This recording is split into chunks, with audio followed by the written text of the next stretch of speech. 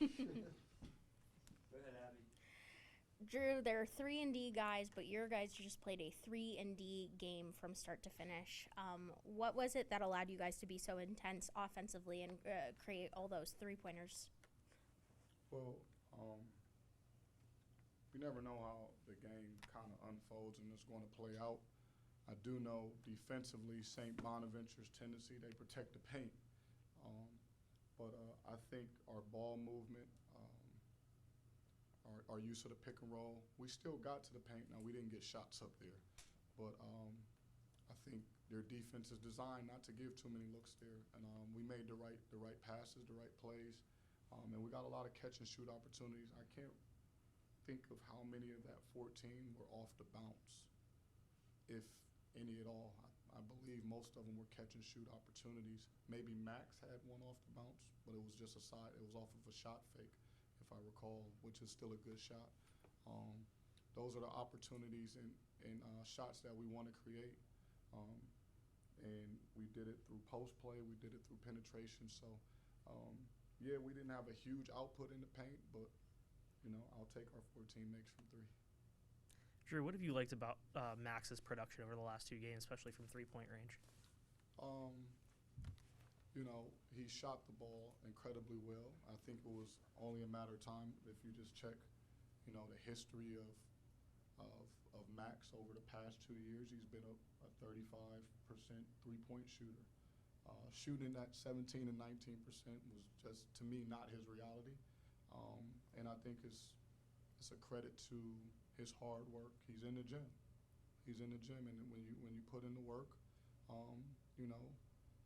it's good to finally see some of the results. And I just think, through us remaining patient and confident, he held on to his confidence as well too. He knew he could perform better, and he stepped up and he's had some huge output the last 2 games, but he's made shots for about 5 games in a row. It's just been a trickling, slow effect, and I think the last 2 have been blow-ups. Coach Duquesne, the Duquesne faithful pretty much came out today in the stands. Just kind of talk about how much that helps the team when you see that outpouring of support, and how you hope that can continue going forward. Well, I had to calm the guys down. I don't watch warm-ups, but, all the coaches come back and kind of update me. Said they just told me that our guys probably had the best sweat going into a game that they've had all season. And it was the anticipation of, you could feel the atmosphere was going to be different, right? As you get deeper in the A-10 play, you start playing teams who are your rival. You start winning more games. Like you said, the Duquesne faithful was out today. Shout out to them. I'm glad they showed up. And we've had, we've had our fans show up all game, but we came a little bit stronger today, so I appreciate that, and our guys do too. So they relished the moment to perform well in front of our fans, and I think they did a tremendous job. But I did have to kind of calm them down and let them know, like, hey, it's okay to feel those emotions, right? But you gotta just embrace the moment and just do what you do. You can't become someone else or try to go outside of what we've done. And I thought they followed our strategy and our plan to a T. Coach, early in the second half, when the offense started struggling a little bit, kept finding Cam Crawford, Trey Dinkins were slipping into the corner for some open threes late in the shot clock. What do you credit that to? Is it movement? Is it ball movement? Is it just instincts? Yeah, it was ball movement and player movement. I think the opening possessions of that second half, they applied pressure. We kind of got stuck. We tried to run a couple sets, and it didn't operate very well. As coaches, we think we got the solution all the time, and we draw up a new play, and it just didn't come to form, right? So blame me for that opening possession more than our players, right? Wasn't the right call. We got back into some sets we were comfortable with, and we found a way to get some open looks. And those guys, in that moment, like those Cam threes were huge, right? Because they were starting to build some momentum. Coach, both teams actually had the same amount of rebounds. You guys actually trailed in offensive rebounds, but it felt like you had much more of a presence at the rim. What was your strategy in nullifying the bigs, especially Jones and Brown? Yeah, we want to protect the paint, and you know our roster. I believe we have some good length, and we have depth. Jakob, Eli, Chabi, Dave Dixon, Matouche is even better around the basket than he's ever been in years past. And then Max Edwards and Cam Crawford. And then our guards are feisty. You'll see Kareem. He's not afraid to get in the mix. We knew they shoot about 23s a game, but they've been dominating in the paint, whether it's been Council slashing or Noel Brown just finding his way, and he's very efficient. So we just tried to fight every post cut, every post catch and entry that they wanted to throw to him today. And a big key was making sure that on any drive that we came to the basketball and tried to wall up. Coach, one concern in the past couple of weeks has been the big men in the last 4 teams have been able to have good outings if you include Brown's 19-10 and Castro's 27-point out. Is that a byproduct of making sure that the guards don't beat you from deep and it's something that you're willing to accept, or is there things that you guys can improve on that end? We got to improve, right? I think it's hand in hand sometimes. Some of those baskets were generated by Melvin Council, right? So that may not fall on the big. That may be more the guard's responsibility. He may have to be better in the pick and roll. I do believe though we gotta stop bigs from getting second chance points in deep post position. When he was effective on his post catches, it's because he was 2 to 3 feet away from the basket. You go back to the George Washington game, it was Brown out rebounding us. So there's a lot of things that go into guys' production at times, whether it be our pick and roll defense wasn't great, or we just couldn't guard them in the post. But we do have to be stronger. I go back even to the Davidson game with Reed Bailey. I thought he kind of outplayed us for a stretch there, and we didn't guard him well. But we have to do a better job team defensively of not allowing guys to feel comfortable playing one-on-one. We got to have more activity. Drew, you beat this team by almost 20 points. What has been the difference between, and this is a question everybody asks, between the beginning and now? And you're not a very emotional guy, but how hard is it for you to keep that? How hard is it for you to keep that smile? I mean, and do you step back and go, whoa? I mean, what has been the difference between the beginning and now? Growth, right? From myself, from our staff, from the players, right? I think our culture was right. I do believe the building blocks and the values were there. It just wasn't coming together. But I hold myself accountable. I wasn't great. I wasn't very good early in games, right? It's my first time out there. I'm managing the game. I'm managing the bench. I made various mistakes that I had to go back and watch, and that's not the guy's fault. That one's on me. I got to be better. And the same way I challenge my players to be better, and my staff, I challenge myself, and I think that's the biggest thing. We accepted the challenge of this isn't right. We have to fix it. We have to accept that we weren't very good. And I called guys out and let them know that you weren't very good, and I think it was obvious, but I didn't let them fall on the sword alone, right? Because I had to be better as well too. But I just think it's us continuing to build and grow and just stay in the moment, not thinking about what's ahead of us, opportunities or anything like that, just being ready for the one opportunity that we had today, and that was the same Bonaventure game.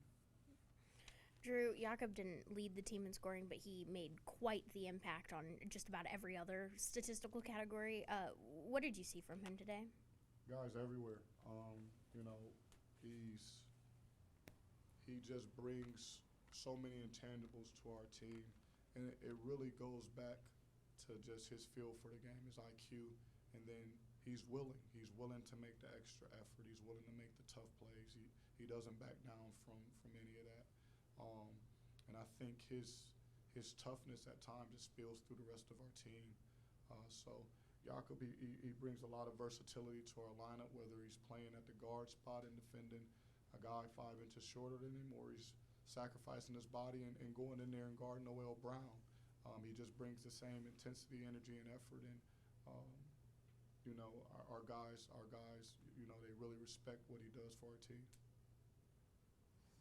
Just talk a little bit about some of the, I guess, distribution of minutes throughout the lineup. Obviously, you've switched things up in terms of guys coming off the bench versus starting. How have you sort of handled that and just keeping guys happy and keeping a rotation, and especially once Jake's back? Tell them the truth. You know, I don't sugarcoat it. I don't try to, you know, butter it up. And like, we sit down, we talk about it. I try to help them see a vision of or understand why I'm making this choice. And at the end of the day, I'm not making personal choices for the for the sake of do I feel good. My choices are what's best for the team, right? My choices simply are about how can we win the game. And I just ask that they respect that. Because if they're about winning, which they all agree that they're about, then you have to be about winning. And sometimes it's not easy, right? I'm sitting here having the conversation. Those conversations that I have with those guys, they're not easy, but they're the truth. And you have to, at some point, you have to accept the challenge in front of you. Because, like I said, we agreed that we want to be winners. So you can't put your ego in front of that. You can't have your ego and your pride be bigger than the moment. Dave was kind of the catalyst of those last few minutes. I don't know if you saw, he was kind of egging on the crowd at the end there. He got an ovation. But what has contributed to his growth over these last few weeks? They gave Dave an ovation. Gotta watch out for this crowd. Dave, I think, progression. You know, Dave has battled through some tough injuries, and that can wear on you. That can get to your confidence. And I think, you know, early in the season, and even me and him, we talked about it. Even in the preseason, man, he was really struggling. Like, is this now my reality? I gotta be here an hour and a half before practice starts just to get ready for practice, and then I have to spend another hour in the training room. And man, I did all of that, and I don't feel great today. I don't feel like my old self, right? Because he battles through all of those things, and you know, I give him a lot of praise because even for 2 years he battled down the stretch through some injuries that needed surgery at the end of the season. Dave played through that. He's a warrior. He battled, but I think he's just getting stronger, getting more confident. He's always had these tools, right? They've been on display for a long time, and he's just finding his ways, playing good basketball. And Dave's a winner. He does not care. He don't care whether he starts, whether he comes off the bench. He's just trying to win. And I think his mindset is in that direction, and it allows him to play free and just make plays and play with energy and effort. St. Bonaventure is arguably Duquesne's biggest rival. This is your first time as the head coach against them. Just what does it mean to get a win against that program? Yeah, and I told the guys, you know, whether it's your first time in this matchup, third, fourth, or fifth, this one's a little bit different. It means something. But at the end of the day, like, to have a rival, like, that's fun, right? You should embrace it. You should embrace that the other side doesn't really like you, right? For whatever reason that is. Proximity, uniform color, I don't know. But, like, enjoy it because, like, these are the games that you'll have a chance to, like, talk about, right? That you'll go back and remember those matchups against St. Bonaventure and how they played out. So I don't know what it means, man. I'm just excited we won.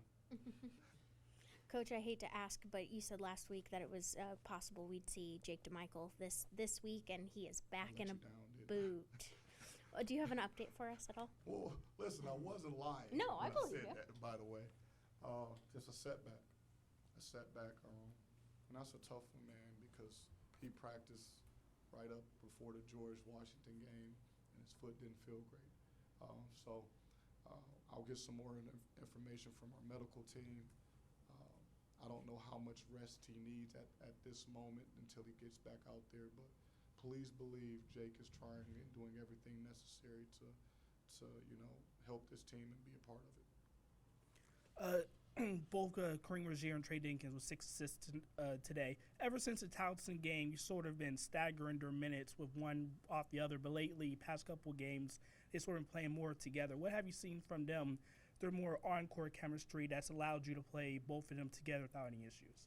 Yeah, I think, the change in the lineup, I think it helped. I think they needed to be on their own some too, but also play a core, a segment together as well. And hey, listen, they're my two of my best passers, right? They take great care of the basketball, right? To have them both be able to be in the game at the same time and not give up much, not feel like I'm giving up rebounds or I'm in a bind defensively. It helps me. It helps me with those decisions because at the end of the games, right? You want to have ball security and you want to be able to get stops. And those two guards have shown that they're capable of doing both. But I think it does help them, and essentially it helped them get some breathers, right? That was the biggest thing. I was playing them 30-plus minutes when they both were starting because of what we just talked about. They take care of the basketball, they defend, but they were running out of gas. I thought towards the end of games, that last 4 minutes, I didn't have either one of them fresh, and I thought that was an issue. So I think staggering their minutes, rotating them, and then still allowing them to play together has given us a boost. Hey, Coach. Between Melvin Council and Noel Brown, I think Bonaventure had 36 points, but the rest of the team combined for just 21. How much was that a key defensively to not let some of the other guys get going and really hurt you today? Well, I didn't want those two guys to get going. If you had told me before, we had a talk before this, I would have told you we got to stop those two from getting going. But I think here's the key: 3 for 14 from the three-point line. We defended the three-point line. I thought we didn't let Hinton, who's a very dangerous shooter, we didn't let him get any clean attempts really. Jones, who's he's shooting, I believe, 50% over the last 5 games from 3, 48% overall. I think he's right now probably percentage-wise the best shooter in the A-10. Right, taking away clean looks. And those guys have taken a majority of their shots, those 5 guys. Tonight, they had to move in different ways. Chance Moore, I think, may have gotten injured over the course of that game. They had to move in a different direction. Nothing really changed. I tried to stop Council and Brown, but, I think our defensive pressure, not allowing, right, I thought Brown, he benefited a little bit from Council and some offensive rebounds. But I thought Council, we made him work for everything. Even though he had 17, there was always a defender in front of him contesting. So those things, I applaud my guys for. And we didn't give up any easy catch-and-shoot threes to the outside or layups. So, listen, those were the 2 who scored. I'll take it because no one else really scored, so I'm not going to complain about it. Thank you, Coach. Thank you. Appreciate it. Thank you, Coach.